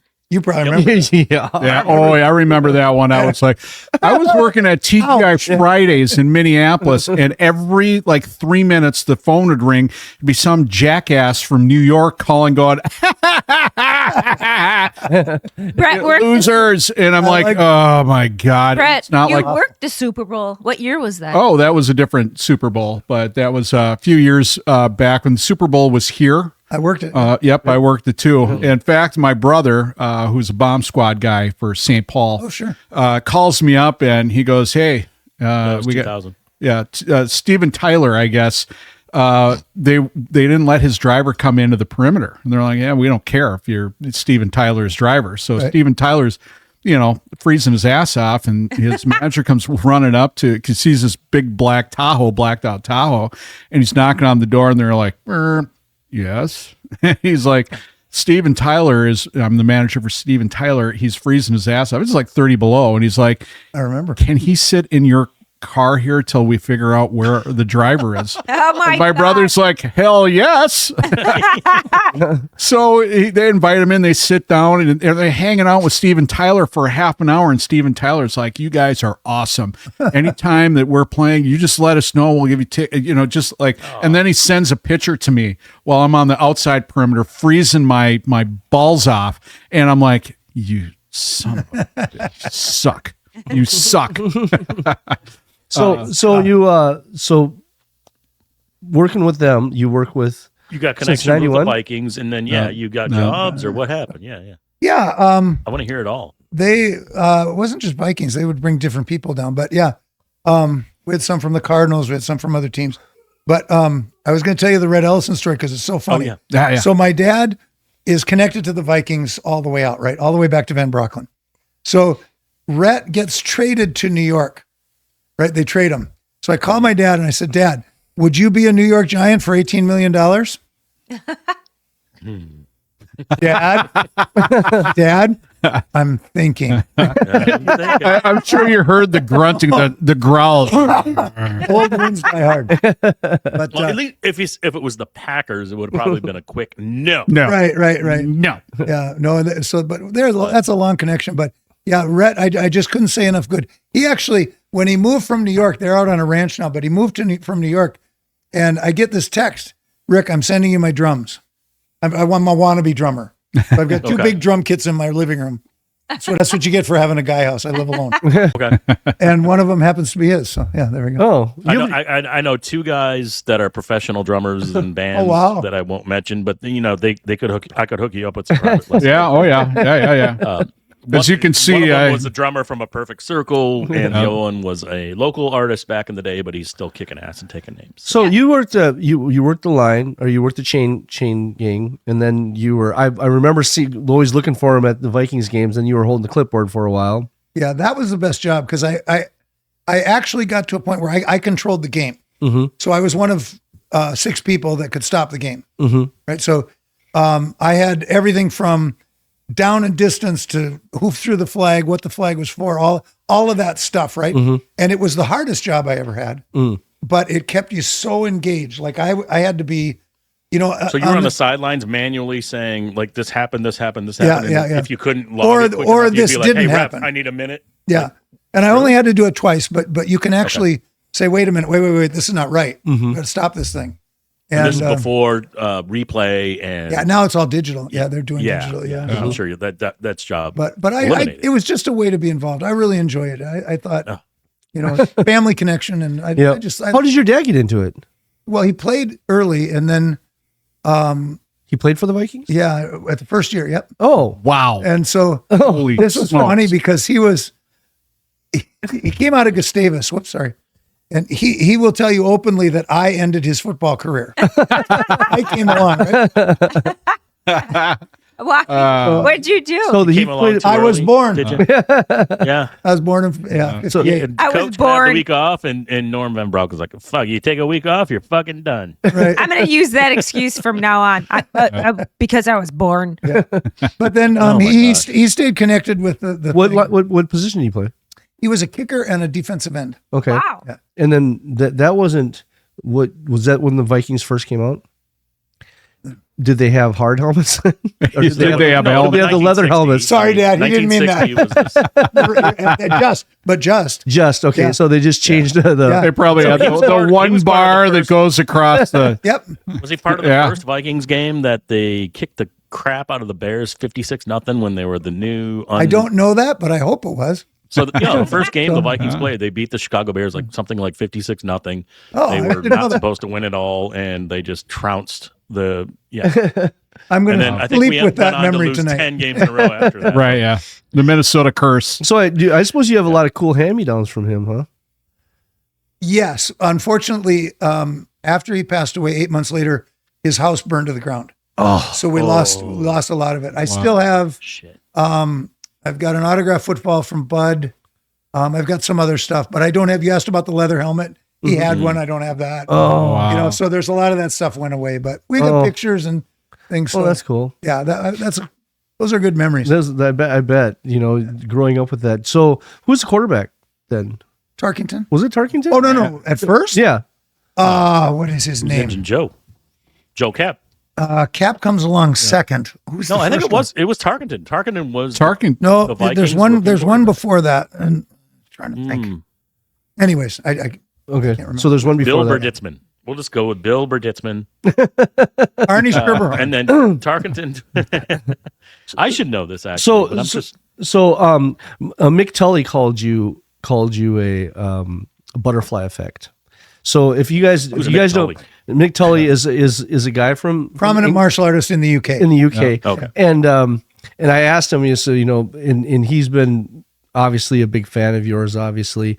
But if you guys don't know what Rick has done, the legacy that he's leaving behind is amazing. I'm not leaving yet. Yeah, No. No, I thought you were. Beer. he still got beer. I thought you were staying overnight. What is and Peter wanted to know, what is your favorite camp story or one of your favorite stories? And then Peter wanted to know who is a favorite person that you've trained with, and or who would you like to have trained with that you haven't been able to train? That would be me. Gene, hands down. Gene. Boy, And this is He'd definitely Peter. do the finger Is this crack in Peter the butt. Kwan? Peter Kwong, yep. Peter Kwan. Sure. Yep. Yeah. I would, favorite people to train. Well, Peter would have been one of my favorite people to train. He's awesome. I liked them all. Traveling with Larry Hartzell was good, painful. Larry Hartzell was another one of Bruce Lee's original Still feel it. students. Yeah. And it was funny because when Larry Hartzell came here, we had to go to another place because of this JKD mess. And Rick goes, I watched Larry go up to Rick and ask him something. And Rick points to me, and I was Larry's guy for that whole seminar. You're welcome. Yes. And it was an honor and a privilege, but it was the most painful thing that I've ever been through, because I remember tapping and it wasn't loud enough sometimes. Rick's hurt me a couple of times. You poked my eye. If you remember that? How's your butthole? And do you remember that? Do you remember the stick? You'll the stick poke your eye out. So this was Ford Center building. Rick wanted me to dive over a stick. Do you remember this? Yeah. Of course. Stacy can do it. To dive roll over the top of the stick that was being held out and grab some sticks and get up and Come up start with a weapon, right. Yeah. What? and it was so loud and you had a look on your face. It was like, But it was such a surprise because he's known for his athleticism. It was very athletic. I thought this should be That's awkward. yeah, it was pretty embarrassing. It didn't work. I wasn't expecting it. I didn't practice. So So favorite people to train with would be Dan Inosanto. yes. Every time that person speaks, I just walk in. It's amazing. How did you get him to come here? Because the first seminar I went with him was at Washington. yeah. Yep. I remember that. He came in 83, I think. Yep. And the first time, and basically I just said, would you come to Minneapolis? And we were still sort of sorting out how to do these weekends then. And I just thought that was the greatest thing ever. So the way that would work is he actually stayed at the house. So he'd stay at my house. we'd go to the seminar, we'd come back, and we'd train in my basement for 3-4 hours. Wow. And it was absolutely fantastic. What an honor. Well, he does, to be around Dan Inosanto is to understand someone who does martial art 24/7. Yep. So if you're riding around in the car with him, he's doing some sort of form or whatever. He's always doing some sort of training. Mm-hmm. And, when you hang out with him at night and stuff, I've learned for our double stick work, I've learned more of that with chopsticks than anything else. Yep. Because every restaurant, That's awesome. Yeah. you got to see watch it. Grab those sticks. You got to do this. You got to do that. He's just fantastic. So that would be the favorite to train under. And Rick has bragging rights because Guru Dan Minnesota was the only place he came to 2 times in his tour. He would go to a different place every weekend of the year. Yeah, except here we got him twice a year. We got him twice a year. Yeah. Now, you've been literally all over the world. Yep, he's the only one I know that has traveled. You travel around the world doing I'm this. blessed to do so. Yeah, that's what and one of the things is, one of the reasons why I was really excited when Stacy called me and said, first thing he said, he goes, "You're welcome." I'm like, "For what?" He goes, "I got Rick Faye coming on this day," and I'm like, "Don't play with me. Do not mess with me like that." He goes, "No, seriously." I'm like, "Oh my God, this is great." Because, I know you're very humble, but I don't think the world knows, how you have changed kind of the world of martial arts, not only in sports, not only in MMA, not only in philosophy venues and how to protect yourself. But I mean, it's like, especially in Minnesota or in the Midwest, you're a household name. Here. Yeah, you're a household name when you talk to martial artists. After being on our podcast, now he is for sure. Absolutely. I'm going to be known for bad jokes. Yeah. So, I'm already known for bad. And it's great because I mean, I know, when you're doing your thing, when you're in the dojo and you're doing your thing, it's a whole different thing. There's a matter of etiquette and everything else. Can you teach Brett something, please? But it's Be great. nice to her. But it's great having you on in an intimate setting so we can, get to know the real Rick Faye. And have a great conversation, and it's been Can fun. I ask one thing before we wrap up? Yeah, absolutely. Sorry to interrupt. I was going to say, what do you think about today's MMA? Like, it's on. Yeah. Like, I needed my phone for a second reason, and the second reason because I have it on in the background because UFC is on right now. Do you watch it? Are you a fan? What do you think? Like, is it just kind of boiled down martial arts? And like I think you alluded to it earlier, it's not.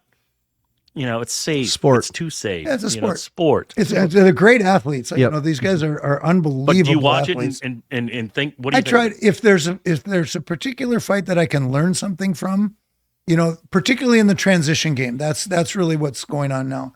But I think it's first of all for me, I think it's too risky. I've done a lot of a really, really deep dive into concussive effects on the brain. And I, as a martial artist, I can no longer recommend that anybody get hit in the head. Right. That's why I never joined. My best joke is, I've been hit in the head a lot. And so my best joke is, you're not supposed to get hit in the head. I just can't remember why. But okay, so with the MMA, I worry about their safety. And especially the UFC, they encourage the bleeding. They want people to bleed. Right. Yeah. And which is a crowd pleaser. 100%. I worry about the crowd a little bit.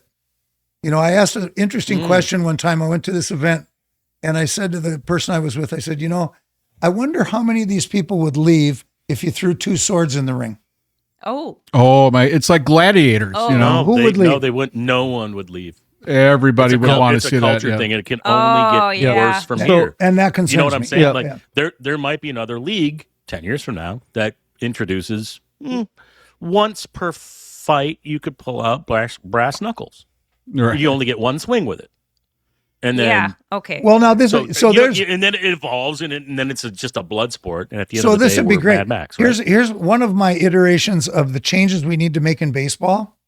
So we're in the World Series night tonight, right? Yeah. So the first change would be you'd stand in the middle of the plate and the pitcher throws the ball at you. and you trying to defend yourself, right? That's like a lightsaber. Darth Vader, like, the second thing is you can take the bat with you to base. And you can defend your base. That'd be fun. Yeah, that would be a great movie. Be like Thunderdome or something. I remember that bad movie called what else? Basketball. No. Oh, it was the guys from, it was awful, but it was the guys from South Park that came up with this movie that it's kind of like that, where they beat the crap and then out what? of it. And then so you take the bait, you take the bat to the base, and then that's Oh, it? yeah. Well, that was just one of my ideas. Okay. The best one, actually, I like the bloody ones. Okay, let's hear the last one, and then we. And then, the best one is, so when you hit the ball, you can run either way, first or third. Ooh. And you can have two people on a base. So the scenario is the first guy hits a little single and he goes to first. Second guy hits it out to right field, he goes to third. Next guy hits it, those two advance to second, they stay there. Two more batters come up. Now you've got a full base, two on each side, two on each thing. The last guy hits a 7-run shot out the center. I think that'd be awesome. And if you run the bases, it's free pizza. Right. yes, everyone gets free But pizza. back to the MMA question, I think it's all wonderful. The training, so The athleticism is incredible. Unbelievable. And I mean, each era we've learned fast. something. But when it first came out, it was an octagon, and there weren't rules, and it was kind of awful. It was like, but now that there's like a certain set of guidelines, I think it's okay because it is sport instead of bloodbath. You know, they started out, we're just gonna have guys bloody in an octagon, and they realized, okay, no nut shots, you can't poke guys in the eye. There's a trainer there. If What? the eye I'm swells not up, watching that. they can. I'm trying to make a point, Gene. So there's no there are poking. some of those. So for a watcher like me, you know, like I'm looking at guys like this guy's a striker against a jiu-jitsu guy, and I'm just dumb. So I'm like, oh, this will play out. I want to see how this plays out. But at the same time, some of these jiu-jitsu guys make it 5 rounds of boring because they just lock a guy up and they just try to choke him out. They try to sweat him out. And I just want to see striker versus striker. But at the end of the day, well, that's a very sophisticated thing that if you can't see it, that there's some nuance there that's very, very intricate. The problem that I see with it is it's just like it's the same thing as anorexia and bulimia in that sense, is that they get so addicted in training that they're doing it so much to what end? Right. And this is what we can have a conversation about making weight. I find that appalling. Yeah, of course you do. They literally dehydrate themselves close to death, but just to make weight. It's like, well, the problem is when you spend so much time on one thing that's not making you money or giving you a skill set, you're not learning other things, and you're neglecting other responsibilities because you're only training. And there's people that get addicted to working out at the gym, and they're just there all the time. Marriages are ruined, and so on and so forth. And it's like that's all you're doing now. Well, can you fix this outlet? Can you do these other things that you need to learn to do? And that's what I found out about it, is that the amount of time that we spend on something and you're dedicating, well, what is the end? Is it going to? Yeah. Where does enjoyment stop? Yes. And so I totally get that. You know, and in my career that I've had with this is, you know, it was obviously short-lived from accident and my surgery and asthma, and you know, I still love it and do it, but the thing is though, you still scare me. You know, when somebody goes, and you can still train. When somebody goes, if people you were, watching this should know you can still train. Oh yeah. People ask me, it's no, like, if actually, you what is really scary is I didn't have to dress up for Halloween. I just got out of bed. Because you already look like a witch. But a hag. Same thing. But somebody asked me, it's like, if you and Stacy got in a fight, who would win? I'm like, well, I would kick him directly into the chooch, turn around and start running. Literally. But you did all this training and fighting and stuff. Yeah, I know Stacy well enough to know that the only thing that I can get away with is kicking him in the chooch and running. And hopefully he doesn't into the balls, So into his mangina. Like one of the guys in Scotland, He's this guy, transitioning. it was so funny. They were doing a front kick and the guy goes, "Kick him in the Jimmy." no, you know, Wait, and one what? of the How do you spell that? one of the things though is D-I-C-K. is one of the things I think Mick wanted to know about was as we get older and how our martial arts just changed, you know. And it was a really funny thing because this last seminar I asked Dan this because I was getting so frustrated with my left hand.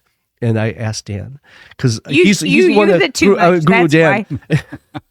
That's my magazine hand. That was your joke. No, I go, does your left hand ever catch up with your right hand? And he said, no. No. You know, and it never does. And that was just interesting to me. It's like, after all of these years of training, do you ever get better at that? Well, you know, with training and so forth, it's never ending. You can always do things, but as we get older, we're not the humans that we were, you know, and we're not as young as anymore. Even though our brains are the same age as we. I think I'm 20. Yeah, exactly. I'm 12. You know, I'm 12. So I just started, you know, I remember, you know, you used to carry a cane around all the time. Still do. Still do, you know, and that's a I go. great weapon. But how has your martial arts changed as you've gotten older in your training? boy. You know, Yeah. your training and what you're looking at specifically. That's such a great idea, by the way. Carry a cane. I'm going to do that. I'm going to walk around like I'm disabled. But I'll tell you, I'm going I to walk needed one when I around. got my hip replacement. I know. Think about it. I'm I'm going gonna walk downtown tonight. around. I'm just going to walk with a cane. Me I don't too. need But to I'll- bring the I'll- illegal bar. This is what I Me started. too. The bars And that then are illegal. You know what I mean? The Yep, I'm going to do it too, baton. and then I'm going to use it as a batons are weapon. illegal. well, I'll tell you one thing. Deb Hall, one of my instructors, they had like the Hmong days in St. Paul. And, you know, so they asked her to put together a martial arts kind of deal. And so we did. And she came out with, you know, cane, you know, dressed up as a lady who's about 80. And then we did a martial arts demo. Nice. And she used that cane and she just, and I'm doing that. When we did it, she was light on us. When we did the demo, we were flying everywhere. But it was one of the couldn't greatest things. That cane was like, now every time she pulled out that cane, I was like, oh, One So of the things that I've seen is the Cook Sawan guys did a cane demonstration, and the Korean cane work is awesome. Really good. Is it really? Yeah, it's really good. Yeah, I'm gonna but- watch you have a to take YouTube video ideas. on that. But I'm going to have to say, though, for the people that are watching, you know, for me, you know, and I'm 58. I'm not old, but I'm not exactly young. But you are like a household name. And I was just telling Gene, it was like having you here. it's like for me having the president here. is having like the president. I'm not kidding. Don't Come start to my house. And I'm not kidding. I mean, we talked about it. I'm like going, you know, this is such a special podcast because it's like having the president come to my house Exactly. and sit at my bar and just talk. And no disrespect, dude. They've been talking about you for 6 weeks easy. And I'm like, I don't even know who's got You know how they got me here? No, It's I love Jameson you. Orange. No, but you are No, a legend. And it was I do me. appreciate So, you now. you know, It was and- me. get it. It I get it was, it was me and my good looks. Yeah, exactly. So we thank you so much for gracing our presence. You know, you are just gotta a come fount of knowledge when it comes to this. You've done so many things in can your do part life two. that we can only aspire to do. We do a part two. Yes, Well, let's do yes. part Can we two. do I a was gonna part say, two? we- I I'd was be just happy to thinking anytime. that. Yeah. This would be We just great. scraped the surface of something. We can Yeah. do this again. Yeah. Let's. But you We're, have to hit 500 views. So please promote Well- it to all you people. So 500 views. You will wait have before we go Nobody on got before we close out, you know, and I want Rick, here we go. we can answer that question about training, and we can maybe answer that next time. But would you like to promote anything or anything upcoming? Any seminars? doing? Any Charities. Any Whatever. Are you doing any seminars that are coming up? Boy, or- I got a bunch of stuff coming up. It's Detroit next weekend, Seattle after that, Chicago after that. I've got the biggest thing coming up on the horizon is the spring camp in the UK. okay. And we've actually, you know, I've been so blessed. We have these big instructor conferences, right. and so we've done Japan. That was fun. Japan was wonderful. It was That great. so that was, fun. That was fun. I went to that one. We have a lot of stuff in the UK. The camp coming up is at a place called Lilleshall. Lilleshall is the national training center for the UK. It's where the soccer team trains, the UK rugby train, every national team trains there. And when I say it's a palace, it's literally a palace. Wow. The gates to this place are the original gates for Buckingham Palace. Wow. I just thought that was cool. I just thought that was cool. So that's coming up in the spring, and that's a lot of people follow us over for that. You know, I started with the instructor conferences because you know this. People have been following us. The last one was in Italy. I rented a monastery. Wow. That was sweet. I saw pictures of that. Oh, it was so beautiful. So wasn't that underground? It had the dome tops. Yeah. We had 1,000-year-old church in the middle. It was unbelievable. But everybody followed us over there, and so those are the kind of events that are coming up. And I wish I had a Dan Inasano date to announce, but I don't. Stay tuned. Hopefully, he will be here. So what we'll do is on our website we will post your socials and your webpage, so people that are interested can come to the website, which is www.atthebarwithpodcast.com, and they'll see all of your information. Wonderful. And they can look up your episode at any time, and they can see that information. We're going to promote it and put it all over. Promote it and all that stuff. Yeah, so thank you. Well, Rick. I'm happy God, to come it was back nice to meet you, anytime, man. guys. it's fantastic. Good to see you too. So everyone, All the way from Sacramento. Patrick. Yeah, if you're out in California, look me up. We'll have lunch. Good. Seriously, I'll Yeah, buy. yeah, absolutely. I'll buy because you kick my ass. Go Vikes. Go Vikes. Cool. All right, everyone. So thank you for showing up for the podcast. As always, we can't do this without you. So please share, like, and subscribe. And we'll see you next week with another guest. Did you just wink? I can wink. Yes, I can. Wink, wink. All right. Thanks, everybody. We'll see you next week. Good night.